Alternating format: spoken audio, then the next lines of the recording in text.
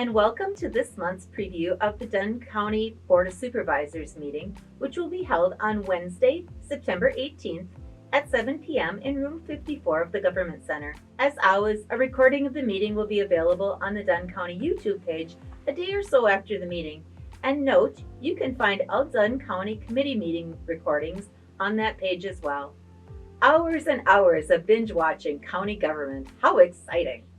We continue to work our way through the 2025 budget preparation, so it's funny to be talking about 2023, but our Dunn County audit firm, Kerber Rose, will present the final 2023 audit findings at the September board meeting. Kerber Rose started their audit activities in January of 2024 and concluded about a month ago. It's exciting to report that Dunn County remains in a solid financial position. I am very excited to report that Dunn County is part of a new partnership with the City of Menominee, the Greater Menominee Development Corporation, the Dunn County Economic Development Corporation, UW Stout, and the Stout Technology and Business Park.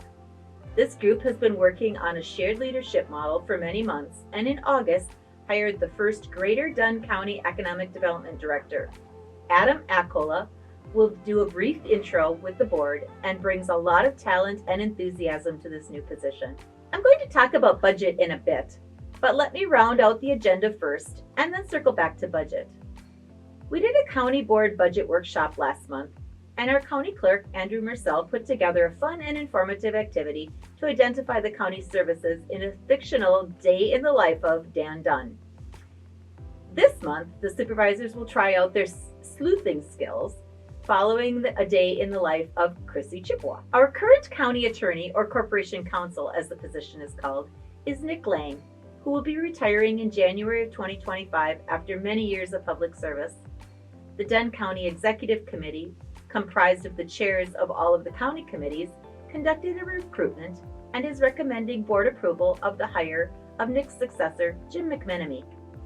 The county board will hear a first reading of some proposed ordinance changes regarding the Land Information Council and a routine rezone of a property from general agriculture to residential 1. Finally, the board will be asked to revise the 2025 capital improvement plan to add a project which capitalizes, pun intended, on the Federal Inflation Reduction Act legislation related to renewable energy projects. Dunn County's Judicial Center's heating and air conditioning system is nearing the end of its life. The Government Center and the neighbors of Dunn County HVAC systems are geothermal based, and there is a chance to expand geothermal to the Judicial Center. However, to make the project even more cost effective, the plan includes adding a solar field to power the campus buildings. The Inflation Reduction Act created a structure for government entities who don't pay taxes to obtain tax credits for renewable energy projects. In addition, through the use of a financing model called performance-based contracting, the savings in energy use from geothermal and solar fund the repayment incurred for debt to build the systems. As a result, Dunn County would borrow about $11 million, receive a tax credit of $3.7 million, and use the guaranteed energy savings to pay off the remainder of the loan over the next 15 years. In short, Dunn County would be able to replace the Judicial Center's HVAC and implement the use of solar in other campus buildings without increasing the amount of property taxes, or levy. The first step in this plan is to amend the capital improvement plan for 2025. Any decisions about borrowing would come at future meetings and are predicated on not increasing the levy to pay off the debt. Okay, so let's return to the 2025 budget. As I mentioned, we did a county board budget workshop at the end of August and provided the board with a lot of background information to consider as the 2025 budget is developed. We talked about fund balance, our reserve or savings funds, existing debt, workforce data, property taxes and levy limits, highway costs, and other items of impact on the budget process. At this point in the process, there's about a $7 million gap between the amount of money requested for 2025 from the departments and the funding available.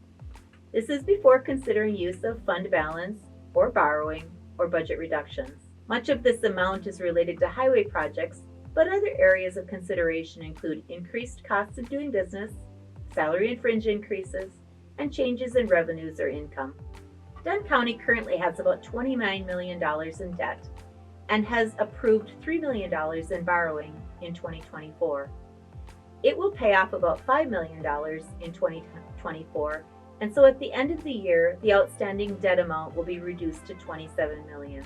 The Executive Committee, in its first look at the figures, is recommending using a combination of $3 million in debt in 2025 and use of unassigned fund balance, i.e. the savings account, and operating cost cuts to fill the $7 million gap. This information will be reported to the County Board, and then members advised to speak to Executive Committee members if they have other recommendations. The public, likewise, is encouraged to reach out to the Executive Committee members if they have feedback. The composition of the committee and the contact information can be found on the Dunn County website. As I'm recording this, it hardly feels like fall, as it's 86 degrees out, but I see the changes in the trees, and I know that fall is coming soon.